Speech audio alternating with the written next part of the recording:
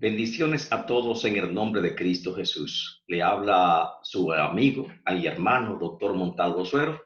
Le saludo cariñosamente a todos. Amén. Un caluroso abrazo fraternal. Gloria al nombre del Señor a través de estos mismos medios de transmisión, porque como dice las Escrituras, donde estén dos o tres congregados en su nombre, ahí está Él para bendecirlo. Aunque no podemos congregarnos físicamente, sí estamos conectados en este momento. Y por lo tanto, le pedimos a todos encarecidamente su oración por su iglesia, por los líderes, amén, de la iglesia y por cada miembro en particular, sobre todo por aquellos que están atravesando por algún momento, tal vez de necesidad. El día de hoy estaremos hablando sobre la lección número 14 de nuestra escuela bíblica dominical. Y esta tiene como tema principal, amén, la santidad, el llamamiento a la santidad del pueblo de Dios. Pero también quiero transmitirlo, amén, quiero compartir con ustedes lo que es la presentación de este tema tan hermoso y por lo tanto vamos a verlo a continuación. Como ustedes ven en su pantalla, es un llamado a una vida en santidad y está basada en un estudio del libro de Primera de Pedro, capítulo 1, de los versos 1 hasta el 25, y estamos refiriéndonos a la lección número 14, llamado a una vida en santidad. El texto clave lo hemos modificado un poquito y es el texto más popular, más conocido, y se trata de Primera de Pedro 1:15, muy conocido, el cual dice: sino como aquel que os llamó es santo, sed también vosotros santo en toda vuestra manera de vivir. Esta es la presentación de esta lección, una bella presentación, un bello texto para recordar. Por favor, repítalo otra vez conmigo. Sino como aquel que os llamó es santo, sed también vosotros santo en toda vuestra manera de vivir. Primera de Pedro 1:15. Es el texto clave, pero es el texto para memorizar y se lo dejamos como tarea. La verdad central nos dice: las Sagradas Escrituras exhortan a todos los creyentes a vivir una vida en santidad, así como Dios es santo. Qué interesante tema la santidad. Amén. Un tema bastante interesante que nosotros estamos llamados a escucharlo con atención, porque tal vez de una forma u otra pueda afectar nuestra vida y sobre todo pueda afectar la forma en que concibimos el Evangelio y nuestra relación con Dios. El objetivo de este estudio, ¿cuál es?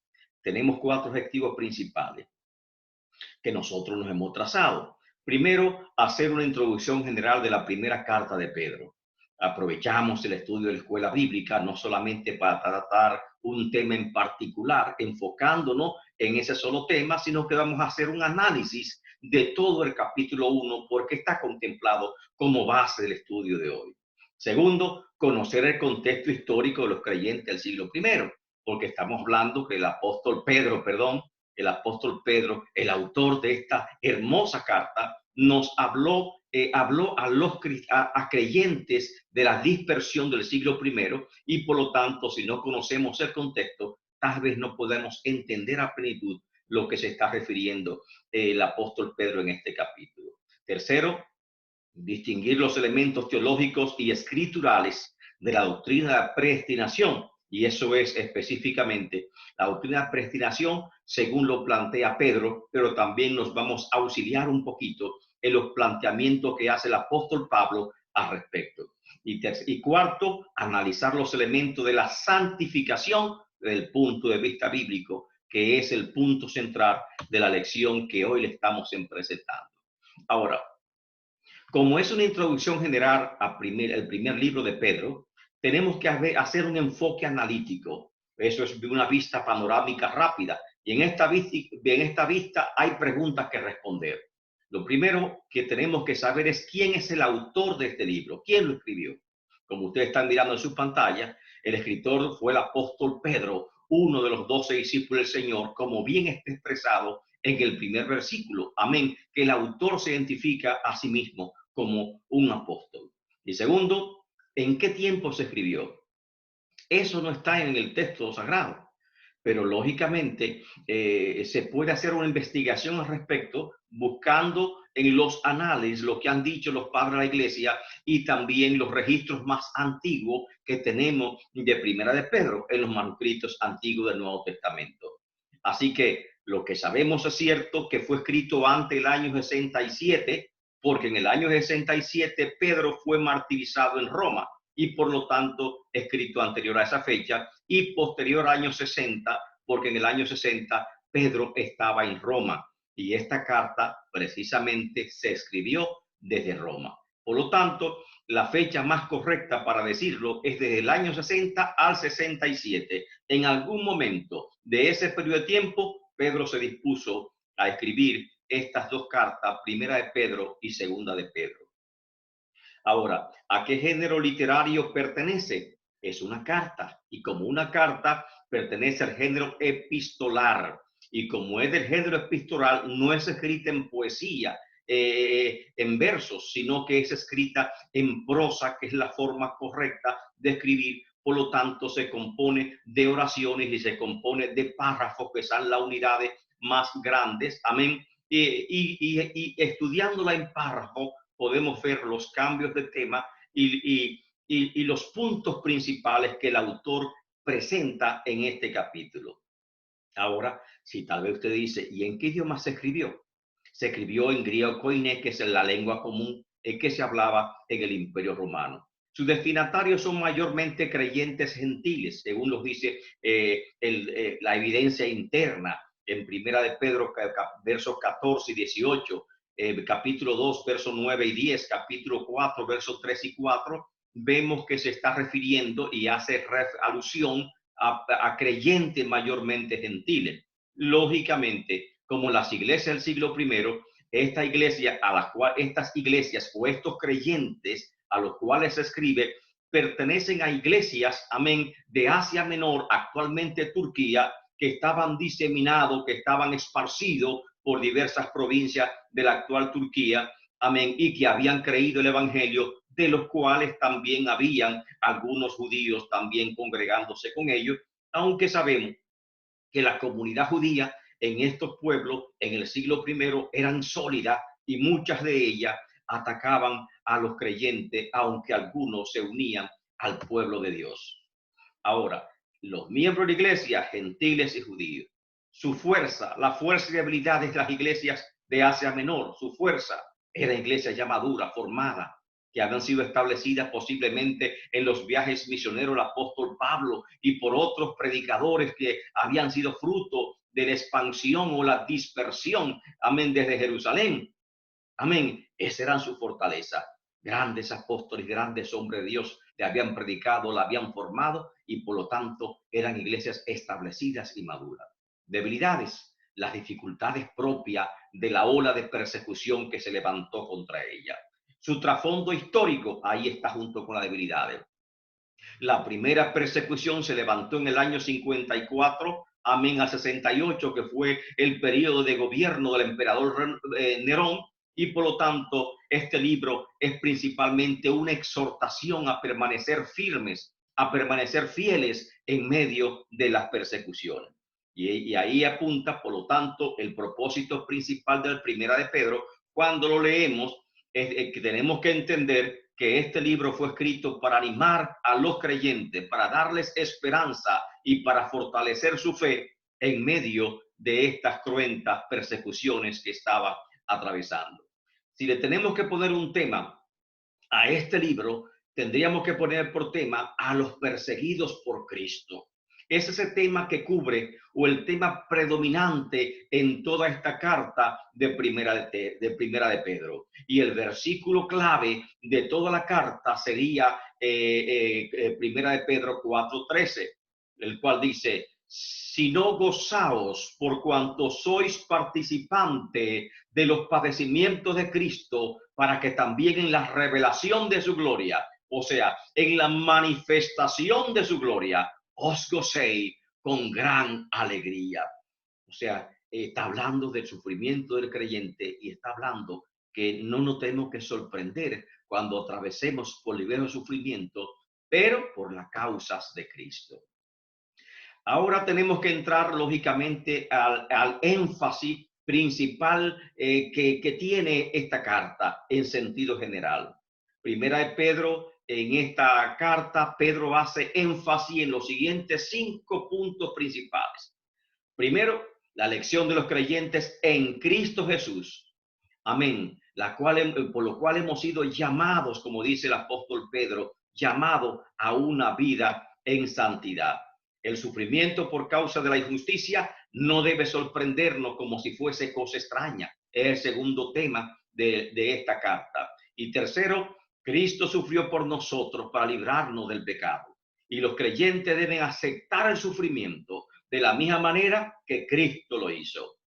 Número 4, el pueblo de Dios debe vivir rectamente todo el tiempo y mantenerse firme mayormente en la época de tribulaciones, en la época de sufrimiento, en la época que estemos atravesando adversidad. Qué propicio para este momento es el llamado que el apóstol Pedro está haciendo a la iglesia.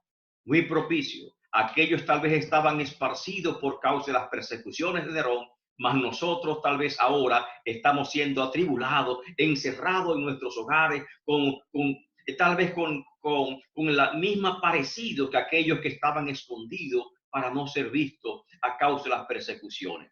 Muchos de nosotros que estamos viendo esta transmisión, que estamos viendo este programa en vivo, amén, lo que estamos observando que eran circunstancias posiblemente similares, aunque con diversas razones. Pero por eso es que ya es tan patente, tan real este llamado de Pedro, porque nosotros tenemos que mantenernos firmes en medio de las tribulaciones. Amén. Y por lo tanto, ahora se va a conocer aquel que le sirve a Dios y aquel que no le sirve. No permita que tu fe mengue. No permite que tu fe desmaye, sino, por lo tanto, anímate y alégrate en el nombre de Cristo Jesús y fortalece tu fe. Nuestra esperanza, número 5, nuestra esperanza para el futuro está cifrada, amén, en la certeza de la resurrección de Cristo Jesús. Así como Él se levantó de los muertos, también nosotros tenemos esperanza que es un Dios glorioso y por lo tanto en ese Dios glorioso esperamos todos nosotros. En esta imagen vemos una reliquia ortodoxa del martirio de Pedro en Roma en el año 67, la cual es conocida por la Iglesia griega ortodoxa, amén, y la traje a colación para que entendamos, amén, los sufrimientos que también Pedro y otros apóstoles como Pablo pasaron por la causa de Cristo y los grandes padecimientos que la Iglesia cristiana padeció en el siglo I y II a causa de la fe de Jesucristo, y que esta carta está enfocada para dar aliento a aquellas personas que están atravesando sufrimiento por algunas causas o por algunas razones. Ya vamos a comenzar con el saludo de Pedro en esta carta. Y comienza así en el verso primero. Pedro, apóstol de Jesucristo. Y algunos dudaban de que Pedro haya escrito esta carta. Tremenda duda. Amén. Debido principalmente a que decían o arguían, amén, de que Pedro, tal vez siendo judío y siendo apenas un pecador, no tenía tal vez un dominio tan profundo o tan técnico del griego con que esta carta parece escrita. Un griego muy perfecto, muy correcto. Diríamos que tal vez el griego de Pedro era más tosco, decía. Por lo tanto, algunos pensaban que podía ser otro autor el que escribió esta carta, y como era costumbre en el siglo I, que algunos escritos se falsificaban y corrían muchos libros o algunos libros supuestamente escritos por Pedro, pero esta carta fue depurada. Amén. Y a pesar de todo, el análisis interno nos demuestra sin la menor duda de que fue escrita por Pedro. Los temas, las referencias de que es conocedor, da evidencia, el lenguaje con que se escribe, la forma de hablar, da evidencia de que efectivamente, amén, en su vocabulario, su contenido, su evidencia interna, sus temas tratados, dan evidencia y muestran, más allá de toda duda, de que el autor de esta carta es el apóstol Pedro. Pero también tenemos que tomar detalle lo que nos dice, amén, en el capítulo 5, verso 12, que dice Pedro que escribió esta carta por conducto de Silvano. O sea, él no escribió directamente, sino que tenía un amanuense, sino que tenía una persona al cual él dictaba, y esa persona simplemente iba escribiendo las palabras de Pedro, o mejor dicho, iba traduciendo la palabra de Pedro, escribiendo cada oración en plena corrección. Igualmente en el versículo 13 de ese capítulo, 1 Pedro 5:13, hace referencia a Juan Marco, quien le acompañó durante todo su tiempo o que tuvo en Roma. Y recuerde que en ese tiempo Juan Marco escribió el evangelio que lleva su nombre y que por lo tanto se dice que se lo presentó a Pedro y fue aprobado por Pedro. Y el evangelio de Marco es uno de los primeros, es el primer evangelio en circular en las iglesias en el siglo primero. Ahora, después de esa presentación a Pedro, apóstol de Jesucristo, porque realmente él era uno de los 12 y ya está demostrado aún por los padres de la iglesia que aceptaron desde temprano que Pedro es el autor de esta carta, él dirige el saludo. Amén. Y es ese saludo a los expatriados de la dispersión. ¿Dónde? A todos los expatriados de la dispersión. Pero tal parece que Pedro no se centró en Roma, que cuando escribió esta carta Pedro no pensó en los creyentes de Roma, en los creyentes de Grecia, en los creyentes de Macedonia. Pedro fue más allá y tal vez por alguna razón escribió a los creyentes que estaban en Asia Menor. Y usted se pregunta, ¿por qué razón? ¿Acaso había un vínculo sentimental? No, porque la persecución se originó en Roma. Y por lo tanto los discípulos que estaban huyendo, diríamos, alejándose lo más posible de Roma. Así que atravesaron el mar Egeo y se fueron a la provincia de Asia Menor, donde tal vez las persecuciones eran menores, amén, o tenían menos fuerza, menos calor, y que tal vez allí encontraban un poquito más de seguridad. Y estos creyentes de Roma, los creyentes de Acaya, los creyentes de Macedonia, los creyentes de Grecia, tuvieron que huir por causa de estas cruentas persecuciones y refugiarse en 5 provincias principales que estaban en Roma, lo más alejado del centro de gobierno del imperio. ¿Y cuáles fueron? Lo dice las Escrituras. Y ahí está. Amén. Por lo tanto, ahí están. Bitinia, vean el mapa junto conmigo. El Mar Negro en el norte, amén. El Mar Mediterráneo en el sur y el Mar Egeo es la región que está comprendido entre Atenas y Asia. Y ahí lo tenemos, amén. Y ahí está. Bitinia, Ponto, Galacia, Capadocia, Frigia y Asia. Todo el norte, todo el centro y todo el norte de la provincia de Asia Menor. Solamente quedó exenta Panfilia y Cilicia, que estaban bien al sur y que por lo tanto los romanos tenían como una ruta y era más riesgoso habitar en estas regiones, y evitaron las regiones donde habían más control de la fuerza romana, porque estábamos en tiempo de una cruenta persecución. Y a esos expatriados, a esos que están en estos lugares tan recónditos del mundo, huyendo de la persecución que se levantó en Roma, es que él le está escribiendo. Alabado el nombre del Señor. Ahora, en el verso 2 vemos un saludo muy peculiar.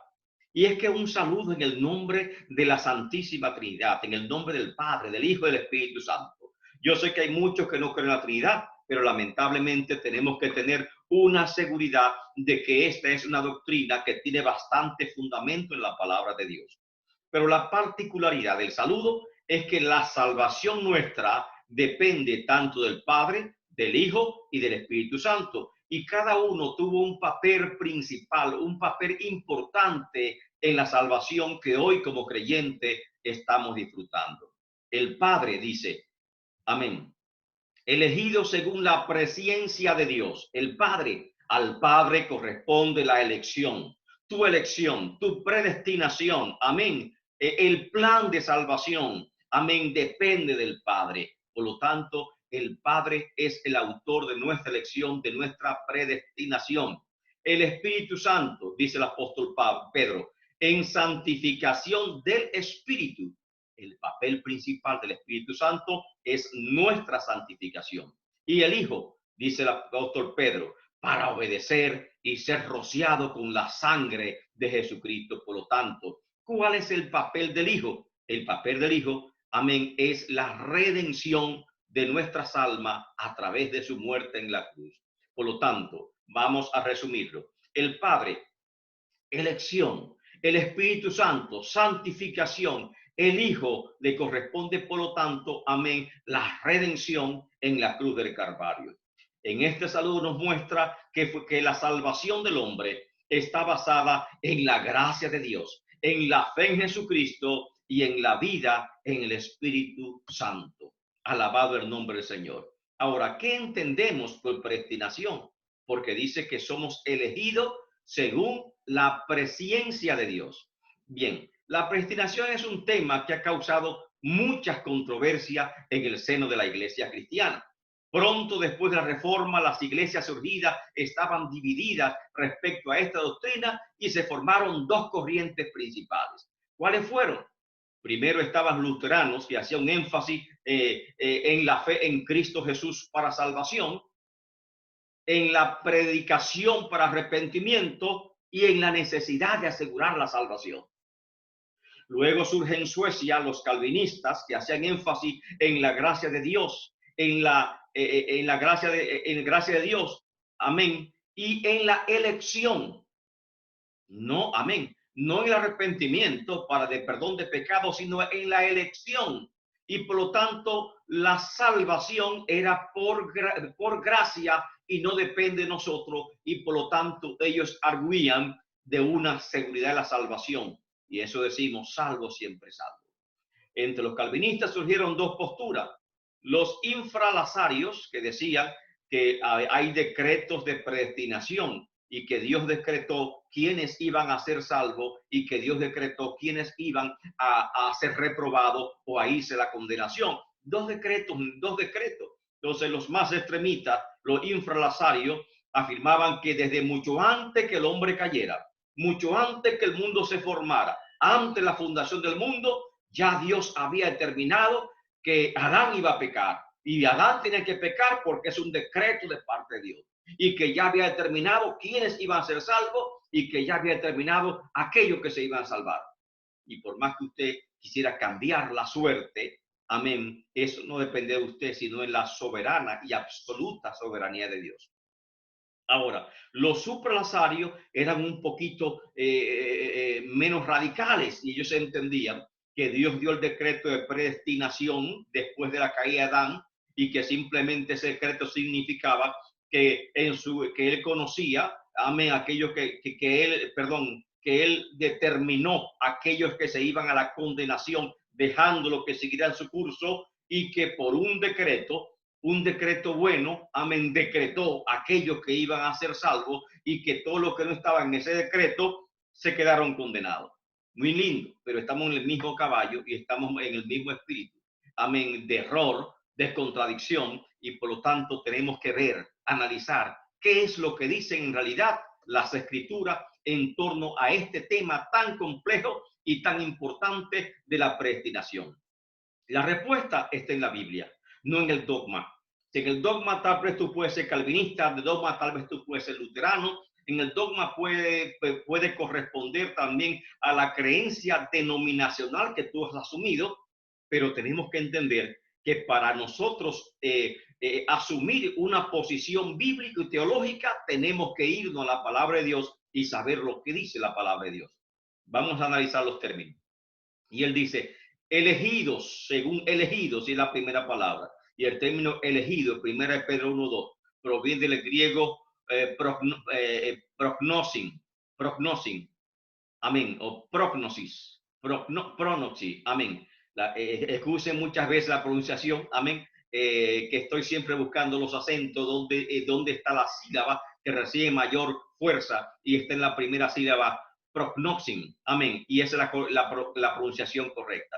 Y prognosin se traduce como conocimiento previo, amén, ese significado literal, aunque aquí se traduce elegido, no como prognosin, sino que se está traduciendo como elección, amén, o conocimiento previo. Y se refiere a que Dios conoce a las personas, a las circunstancias, mucho antes de nacer. y que Dios conoce todo lo que va a acontecer en el futuro, en el mundo, amén, y nada le está oculto ante su vida. Esto explica que la elección de Dios está basada en un conocimiento previo o una presciencia, amén, y la presciencia precisamente o la omnisciencia es un atributo de Dios. Además, es claro que la palabra conocer, prognosin, no significa determinar ni decretar, por lo cual no existe ningún decreto de elección ni antes ni después de la caída de Adán. Elegido significa, amén, prognosin, presciencia, o sea que nosotros fuimos separados, amén, del mundo, y esa elección es en base al conocimiento previo de Dios. ¿Qué significa? ¿Sabía Dios que usted y yo íbamos a existir? Amén. Nos conocía Dios ya por nuestros nombres. ¿Sabía el Señor, amén, que nosotros habíamos de creer en Cristo Jesús? No, no lo sabía. El llamado de Dios es universal. Es para todos los hombres. Por eso Juan 3:16 dice, porque de tal manera amó Dios al mundo, no solamente a unos cuantos elegidos, amén, no a un grupito que habían de ser salvos, sino al mundo, y murió por todo el mundo. Y la elección no está en un decreto radical que dice quiénes han de ser salvos y quiénes se han de condenar, sino que depende del libre albedrío, amén, y por lo tanto dice, para que todo aquel que en él cree, es creer. Y nosotros tenemos la facultad de elegir el camino y nos da a elegir qué camino hemos de seguir, para que todo aquel que él cree no se pierda, mas tenga la vida eterna. Pero Dios conocía la respuesta que nosotros íbamos a dar a ese llamado de él. Y ya determinó de antemano que todo aquel que responda positivamente ese llamado iba a estar, amén, en ese lugar de los elegidos por Dios. Amén. Efesios capítulo 1, versos 3 al 7 nos da una aclaración adicional sobre lo que Pedro está hablando en tal sentido. Y el apóstol Pablo utiliza dos términos que están asociados con el término de presciencia o elección que usa el apóstol Pedro. El primer término es escoger, que viene del griego exelesato, que se traduce como elegir, escoger, y se refiere a la acción de seleccionar, separar o apartar para un propósito. Y Pablo enfatiza que la elección la hace el Padre. Él nos escogió en Cristo Jesús, en base, como dice Pedro, a su presciencia o prognosin, y no en base a ningún decreto arbitrario de predestinación. Y el segundo término que usa el apóstol Pablo es predestinar, que proviene del vocablo griego prorisas, y significa separar de antemano con un propósito. Y Pablo declara que hemos sido escogidos en Cristo desde antes la fundación del mundo. Efesios 1:4. Por lo tanto, nuestra elección es por haber creído en Cristo Jesús. Pablo también declara que somos predestinados por medio de Jesucristo. Efesios 1:5. Por lo cual, la elección se concreta en nosotros por la fe en Jesucristo, al cual Dios estableció de antemano, desde la fundación del mundo, como propiciación de nuestro pecado. Eso lo encontramos en los versos 19 y 20 de este capítulo. Por lo tanto, Cristo es el verdadero predestinado. No hay un decreto de predestinación individual para cada creyente. Amén. Somos predestinados en Cristo Jesús, por lo cual nos exhorta a permanecer unidos a Él a fin de no perder la salvación o la elección que tenemos en Dios. Como dice Cristo en Juan 15:5, porque separados de mí, nada podéis hacer. En conclusión de este pequeño tema de la predestinación, amén, la predestinación es por la fe en Jesucristo, amén, y por la fe en Cristo somos salvos, somos elegidos, somos predestinados y somos hechos hijos de Dios, por lo cual dice, somos guardados por el poder de Dios mediante la fe. Primera de Pedro 1:5. Y el segundo tema que Pedro está utilizando acá es la santificación en el Espíritu. Y ya hemos dicho que la función principal del Espíritu Santo es santificar. Y siguiendo la comparación con el apóstol Pablo, los dos grandes líderes de la iglesia cristiana primitiva, podemos decir que están totalmente de acuerdo. En Efesios 1:4 dice Pablo, según nos escogió en Dios, porque la elección es en Dios, en Cristo, y también habla que nos escogió, somos escogidos desde antes de la fundación del mundo, amén, para que fuésemos santos y sin manchas delante de él. Recordemos, no se trata de una predestinación individual, sino que predestinó, determinó de antemano que a través de la fe en Cristo Jesús íbamos a ser salvos. Amén. Y que ya, como dijo el apóstol Pedro, amén, en su presencia ya Dios sabía que íbamos a ser salvos. Él no determinó que yo soy salvo, siempre salvo. Y tampoco determinó que el que se pierde o el que es reprobado y por más que haga se va a ir para las llamas del infierno. Eso no lo determinó Dios. Eso le dio la facultad al hombre. Y por lo tanto dice en Romanos capítulo 9, amén, que si confesare con tu boca, y esa es confesar. Muchos dicen que no hay libre albedrío y que estamos atados, pero sí hay libre albedrío por la gracia de Dios que nos dé esa libertad de elegir o rechazar a Cristo Jesús.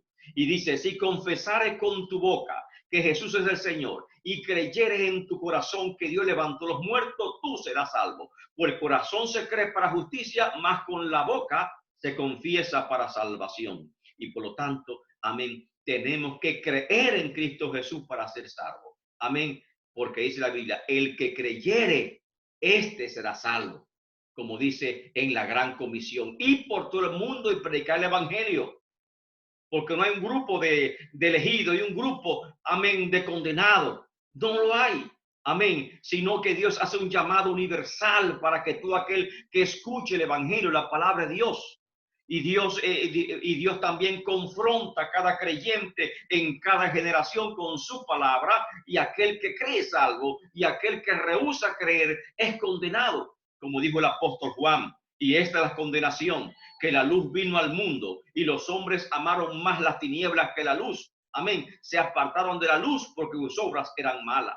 Amén. Y por lo tanto, amén. Y sigue narrando el apóstol Juan que Jesús iba a ser levantado como Moisés levantó la serpiente en el desierto para que todo aquel que él mire no se pierda, sino que sea salvo.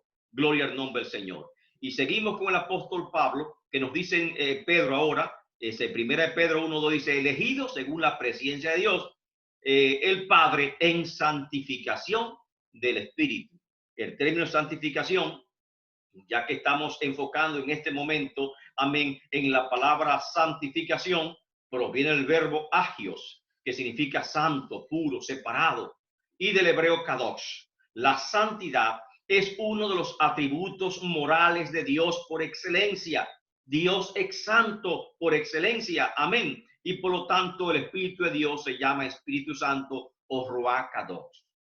La labor del Espíritu Santo es nuestra santificación, guiarnos en toda verdad, enseñarnos la palabra, impartirnos dones espirituales, amén, impartirnos los frutos espirituales, impartirnos sus capacitaciones especiales.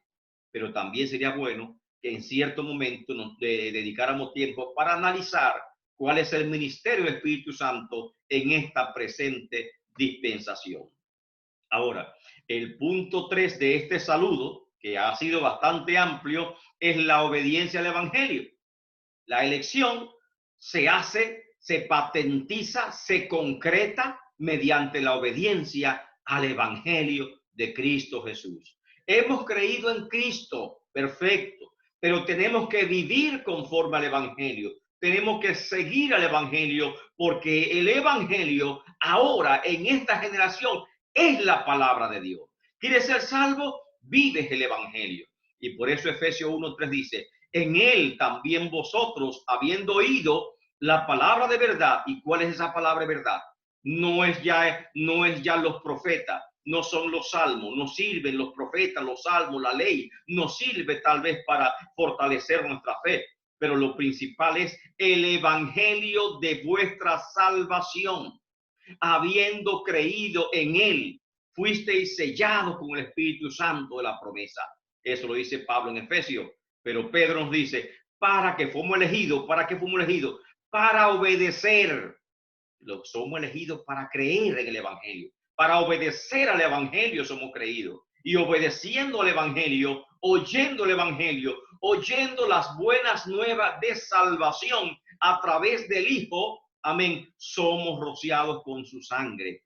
Y por lo tanto, la perseverancia en el Evangelio de Cristo es hecha una condición para ser salvo, lo que cual contradice la posición de muchos y muchos pastores populares de la internet, amén, que están asegurando la elección y la predestinación, y si tú eres salvo, no importa lo que haga, al final Dios te va a salvar porque eres hijo de salvación. Amén. Somos hijos de salvación mientras estamos en Cristo Jesús, y separados de él no somos nada. Así que no nos perdamos en esto. Y sigue diciendo, por lo cual Dios advierte, mas el que perseverare hasta el fin, este será salvo. Mateo 24:13. Vendrán tribulaciones, vendrán adversidades, y te digo a ti eso, iglesia, en esta adversidad, en esta tribulación pasajera que estamos atravesando, mas el que perseverare hasta el fin, este será salvo. Y otra vez dice, ay de vosotros si descuidamos una salvación tan grande. Amén. Y eso está en Hebreo capítulo 2, verso 1 al 3. La única seguridad de salvación es que Cristo nos ha sellado con el Espíritu Santo de su promesa. Somos comprados por su sangre, una deuda impagable que no tenían. Ahora tenemos el auxilio Espíritu Santo que nos santifica, intercede con nosotros con gemidos indecibles. Amén. Y tenemos un abogado en el cielo que lucha por nosotros. Amén. Y que intercede continuamente por nosotros delante del Padre, a pesar de que el enemigo está constantemente acusándonos. Pero tenemos que hacer una parte. La salvación no solamente de Dios el Padre, el Hijo, el Espíritu Santo. También la salvación tenemos que ser proactivos. Como así somos proactivos, amén, tomando responsabilidad en nuestra formación académica, también tenemos que hacerlo en nuestra salvación. Tenemos que poner nuestra parte. Amén. Y eso es lo que dice la palabra de Dios, que tenemos que esforzarnos. Y dice la palabra, amén, que tenemos que luchar, tenemos que combatir, porque el evangelio del reino se hace fuerte y solamente los valientes lo arrebatan. Los valientes lo conquistan y estamos llamados a conquistarlo. Entremos al saludo, amén, y la introducción que hace el apóstol Pedro en esta preciosa carta.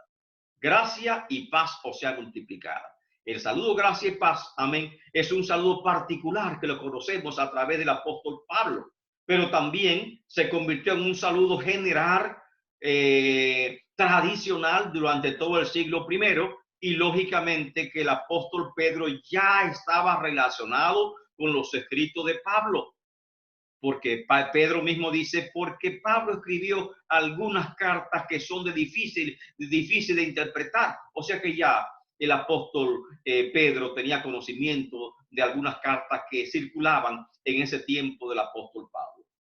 Ese fue el saludo, gracia y paz. ¿Y qué significa gracia y paz? Gracia significa yaris y paz significa hebreo shalom. Y está dirigiéndose a un público que es mayormente gentil, pero que también entre ese público hay judíos o hebreos. Y esa es la composición de las iglesias en el siglo primero. Bendito el Dios y Padre de nuestro Señor Jesucristo. Eso le llaman una eulogía o euloquía, mejor dicho. Otros dicen eulogía, que más correctamente sería llamarlo eulogía. Y el eulogía, como su nombre lo dice, es un elogio, una alabanza. Y otro, en vez de llamarlo eulogía, lo llaman doxa, porque doxa es del griego, amén, y doxa significa adoración. Y por eso, oiga qué lindo es, bendito el Dios y Padre de nuestro Señor Jesucristo. Y esta adoración, la doxa, era muy común en la liturgia, es decir, en las oraciones que son recitadas o cantadas en el culto público. Y se oye bastante bella, amén, y es bastante profunda. Pero luego, así comienza la introducción del apóstol Pedro.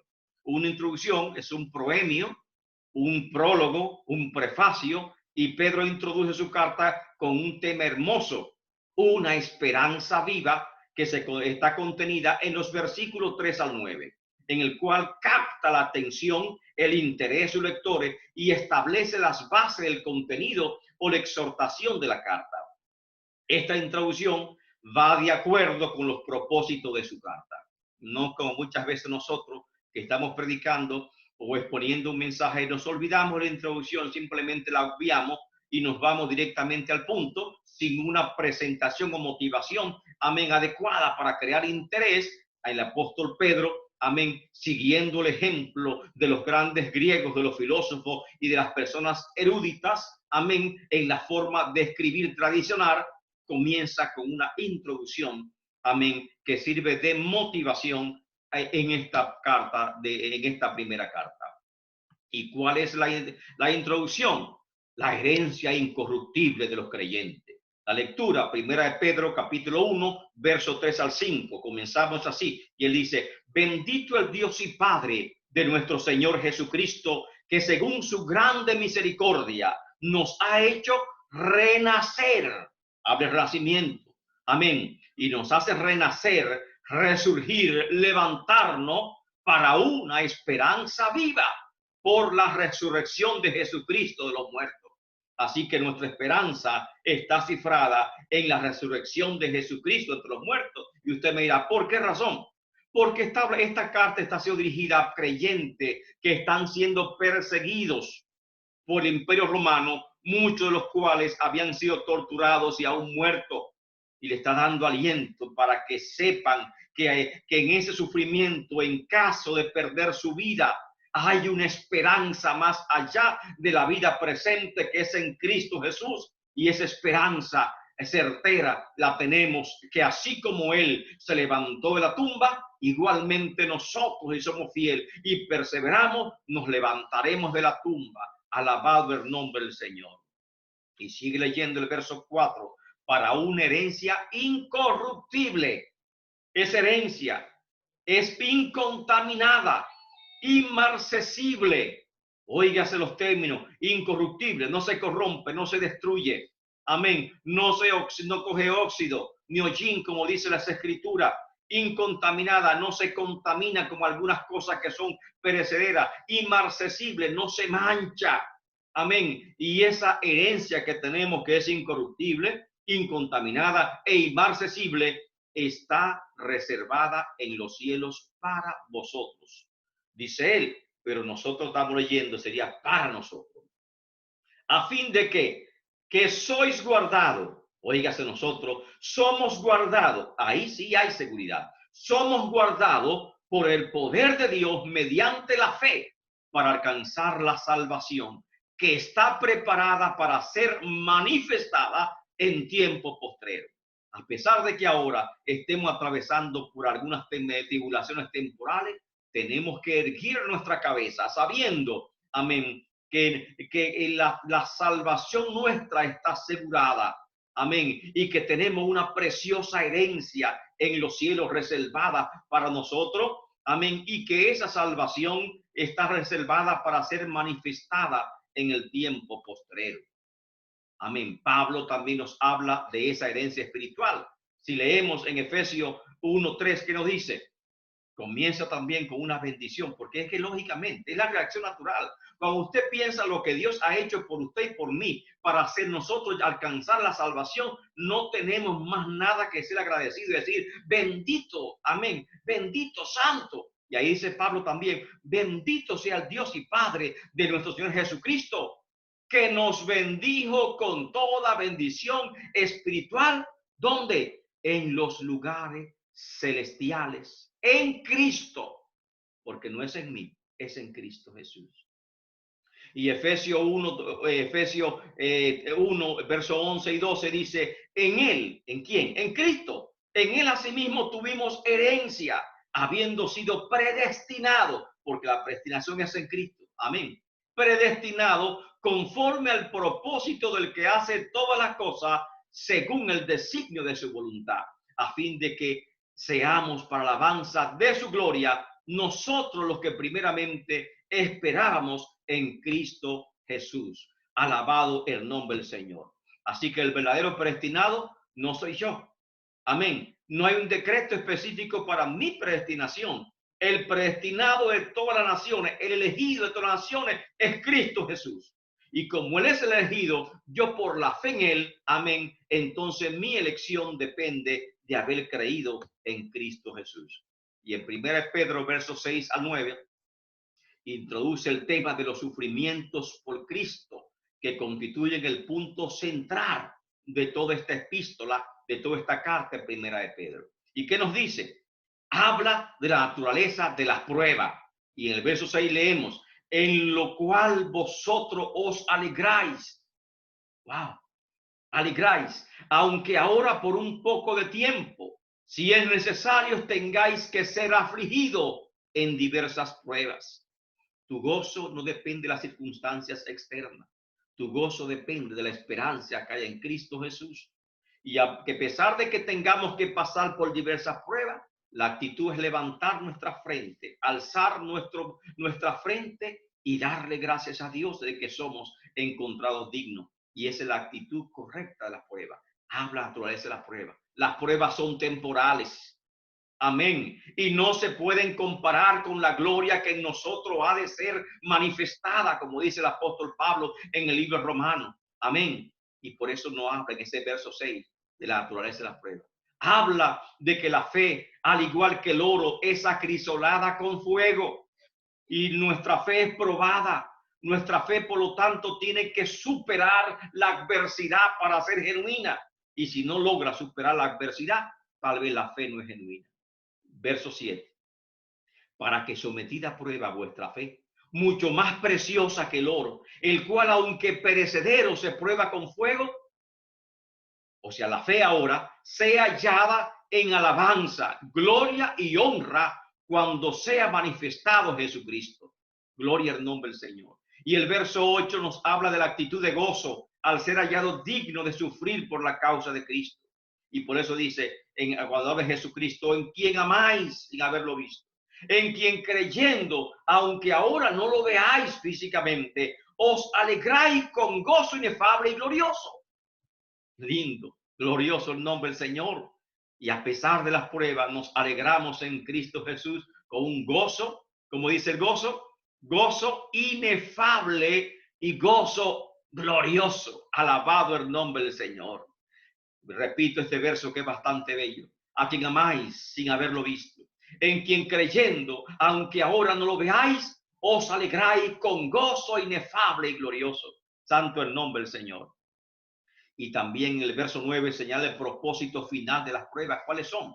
Y ahí lo dice, obteniendo el fin de vuestra fe, que es la salvación de vuestras almas. O sea, la fe, por la fe es que nosotros somos salvos. Es lo que dice este versículo. Y tenemos que creerlo a pesar de otros comentarios y otras posiciones. Leyendo el verso 10 al 12, encontramos una lectura preciosa que es la revelación previa de la salvación. Esa salvación de que está hablando Pedro en la traducción, esa herencia gloriosa, preciosa, amén, que está hablando en los primeros versos de introducción, hace referencia o hace alusión a los profetas, aquellas personas que indagaron acerca de la salvación y que Dios le había revelado, amén, que la salvación no sería para ellos, sino en un tiempo posterior, y que nosotros somos ahora hallados dignos de disfrutar de esas promesas. Y eso está en el verso 10 hasta el verso 12. Ahora, la santificación es el tema crucial, es el tema principal de todo este estudio de Primera de Pedro, capítulo 1. Amén. Y el tema de la santificación es céntrico también en las Escrituras, tanto en el Antiguo Testamento como en el Nuevo. No obstante, es uno de los temas más debatidos y controversiales que se ha levantado dentro de la iglesia a través de todo los tiempos. Y decimos, ¿por qué? En primer lugar, debido a los conflictos de interpretación, los cuales se remontan a antiguas discusiones entre grandes rabinos judíos. Entre ellos citamos como ejemplo a Hillel y Shammai, amén, con respecto a la posición del divorcio y el repudio de la mujer, que unos decía que por cualquier caso se podía repudiar a su mujer conforme a la ley de Moisés, como lo decía Hillel, y Chiang Mai lo especificaba, decía no, cosa impura significa mancillar el matrimonio a través de actos de lealtad, y estas dos posiciones estaban embatidas. Amén. Los saduceos eran de la escuela de Hillel y los fariseos eran de la escuela de Chiang Mai, y esa discusión le fue llevada a Cristo en una ocasión para que él decidiera cuál de ellos, más Cristo, amén, fijó la posición de acuerdo a la palabra del Señor. Y dijo en esa ocasión la posición correcta. Estudien su Biblia y busquen la posición acerca de Cristo, amén, con relación a lo que es el matrimonio y el nuevo casamiento. Ahora, el segundo, ¿por qué hay tantas polémicas con respecto a la santificación? Muy sencillo. Se trata de un tema práctico que afecta directamente nuestro estilo de vida, nuestra cultura, nuestra costumbre. Amén. Y una posición, amén, tal vez liberal puede afectar mi salvación, y una posición muy extrema también puede afectarme también de una forma u otra. Y tercero, debido a las corrientes teológicas liberales, al choque de corrientes teológicas liberales y extremistas que hoy en día existen en el seno de la iglesia, las cuales chocan y las cuales se contradicen. Aspecto de la santificación. Los teólogos han planteado dos aspectos principales de la santificación. Y cuando hablan de santificación, me hablan que hay dos tipos de santificación. Santificación posicional y santificación progresiva. La santificación posicional, ¿cuál es? Se basa en que la justificación es inmediata. Se recibe tan pronto se llega a creer en Cristo. Y Pablo declaró, justificado pues por la fe, tenemos paz para con Dios. Romanos 5:1. Y otra vez dice, ninguna condenación hay para los que están en Cristo Jesús. O sea que somos justificados. Amén. Y Juan 1:12 dice, a los que creen en su nombre, le ha dado autoridad de ser hecho hijo de Dios. Y tan pronto soy justificado, tan pronto Dios me adopta como su hijo ante los ojos de él, porque él imputa la justicia de Cristo, él atribuye la justicia de Cristo a mi persona, y soy rociado con su sangre. En ese momento ya soy santo, pero es una santificación posicional, porque ya él me ha aceptado como si yo fuera santo, como si fuese absolutamente perfecto, y en ese momento es una santificación posicional a pesar de mis inconsistencias. Pero la más común, la característica de toda es la santificación progresiva. En este caso, la salvación es vista de manera principal como un proceso de perfeccionamiento cristiano en el cual se va formando el carácter de Cristo. Somos salvos desde el momento que hemos creído, y por ser salvos ya somos santos. Y el apóstol Pablo, por ejemplo, escribiendo a los creyentes de Corinto, a pesar de las imperfecciones y los pecados que había en Corinto, dice a los santos. Amén. Y en todas las cartas, haciendo corrección de las imperfecciones, él siempre se dirige a ellos diciéndole a los santos, y le llama santos, agios. Amén. Pero no era que eran perfectos, no hablaba de una perfección, sino que hablaban porque ellos ya habían sido elegidos, hechos hijos de Dios, y por lo tanto eran santos, entre comillas. Ahora, la santificación progresiva, eso es el acto inicial de esa santificación, es el nuevo nacimiento. Y Cristo lo aclaró fácil, claramente cuando dijo que si no nace nuevo, no podemos entrar al reino de los cielos. Y el nuevo nacimiento es el paso inicial. Y después de este acto, que es un acto de nuevo nacimiento, el momento de nuestra conversión, sigue todo un proceso continuo a lo largo de nuestra vida de perfeccionarnos, o un proceso de maduración o perfeccionamiento de la vida cristiana. Es un proceso de sometimiento, de aceptación de los propósitos de Dios en nuestras vidas, que nos lleva a nuevos niveles de fe y de obediencia a la palabra de Dios. ¿Qué papel tiene el Espíritu Santo y la palabra de Dios en nuestra santificación? El Espíritu Santo es la causa eficiente de nuestra santificación. Amén. Él es que nos santifica, él es que nos hace renacer. Alabado el nombre del Señor. Así que el nuevo nacimiento se opera gracias a Él. Y la palabra de Dios es la principal agencia o medio que Dios ha provisto para conocerle, la cual nos purifica, nos limpia de toda contaminación. Y es en la palabra de Dios el único norte que tenemos nosotros para alcanzar esa santificación. Alabado el nombre del Señor.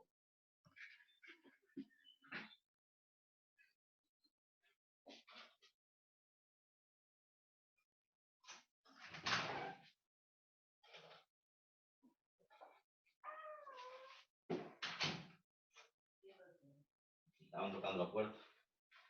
Voy a seguir grabando. Hice pausa. Hice pausa.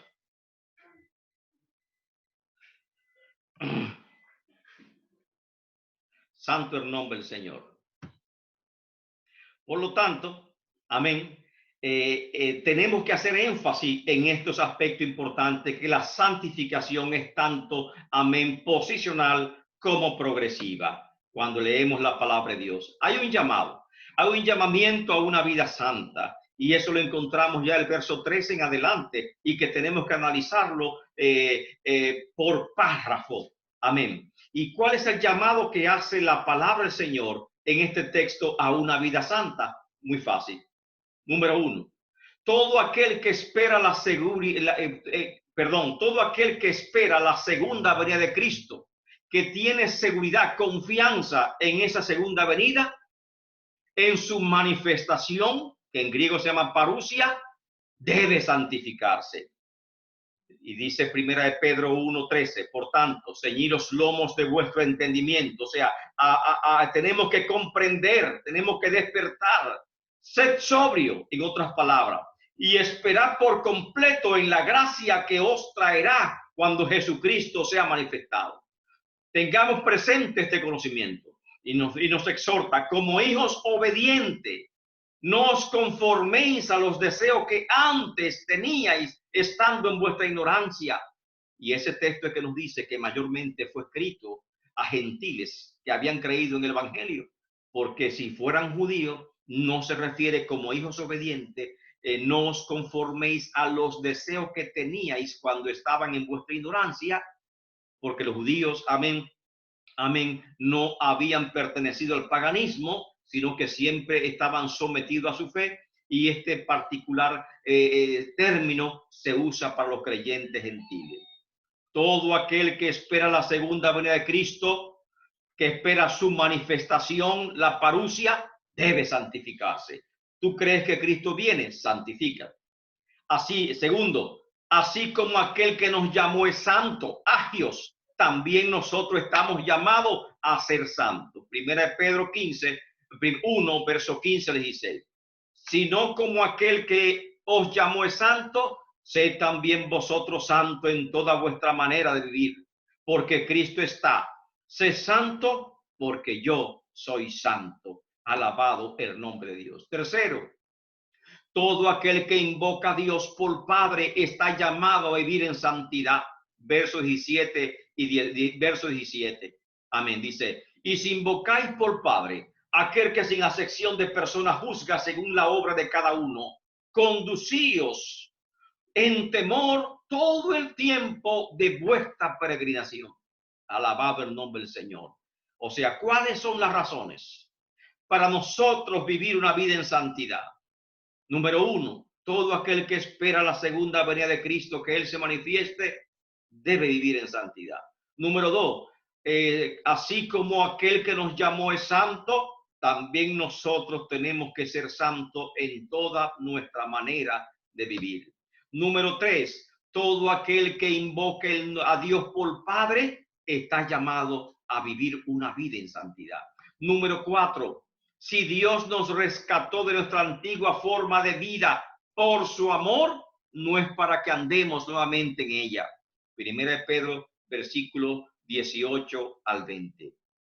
Sabiendo que fuiste rescatado de vuestra vana manera de vivir, rescatado, sacado, extraído, la cual recibisteis de vuestros padres, no con cosas incorruptibles, como oro, plata, sino la sangre preciosa de Cristo, de un cordero sin mancha y sin contaminación. No podíamos pagar el rescate por nuestras almas. No podíamos pagar el precio para nosotros quedar libres. Amén. Y Cristo nos rescató con su sangre preciosa, con la sangre preciosa de su Hijo, sin mancha y sin contaminación. Y Él nos rescató de esa antigua forma de vida. Y dice, verso 20, ya destinado, o sea, que estaba realmente destinado era Cristo, desde antes de la fundación del mundo, pero manifestado en los postreros tiempos por amor de vosotros. Alabado el nombre del Señor. Número 5, ¿qué razones tengo para vivir en santidad? Quien cree en Cristo, quien cree que Cristo se levantó de los muertos y tiene esta esperanza, se santifica. Primera Pedro, verso 21. Amén. Y mediante el cual creéis en Dios, quien le resucitó de los muertos y le ha dado gloria, para que vuestra fe y esperanza sean en Dios. Número 6. La santificación es un asunto práctico. Se muestra en nuestra comunión y amor hacia los demás. Verso 22.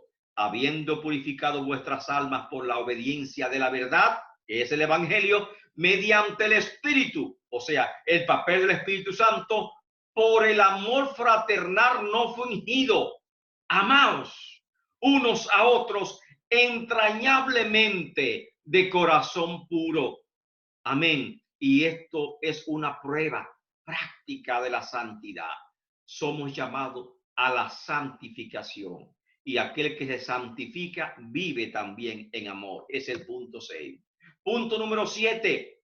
Verso 23, la santificación requiere nacer de nuevo, ser renacido por medio de la palabra de Dios y por medio del Espíritu Santo.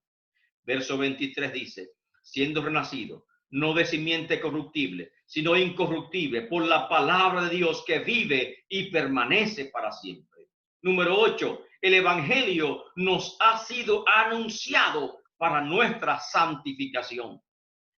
Y ahí está. Amén. Primera de Pedro, capítulo 1, verso 24 y 25. Porque toda carne es como hierba, y toda la gloria del hombre como la flor de la hierba. La hierba se seca y la flor se cae, mas la palabra del Señor permanece para siempre. Y esta es la palabra que por el Evangelio os ha sido anunciado. ¿Cuál es la palabra de Dios para ti? El Evangelio de Jesucristo, el Evangelio del reino, es la palabra de Dios que nos ha sido dado para nuestra santificación. Ser santo, agio, es separado, apartarnos, que nos aparta del mundo, amén, y nos hace congregar en ese cuerpo tan especial llamado iglesia, que es el cuerpo de Cristo. Y por lo tanto, todo el creyente tiene este sello, que es santifica, que se santifica a sí mismo, como aquel que os llamó es santo. Somos santos en toda nuestra manera de vivir. En conclusión, Pedro nos enseña que Cristo fue destinado desde antes de la fundación del mundo como un cordero de Dios para limpiarnos de nuestros pecados. Primera de Pedro 1, 19 al 20. Y en virtud de la fe en Él, en su sangre, somos elegidos en el amado para salvación. Pedro hace un llamado a los creyentes a vivir como peregrinos. El término peregrino proviene del vocablo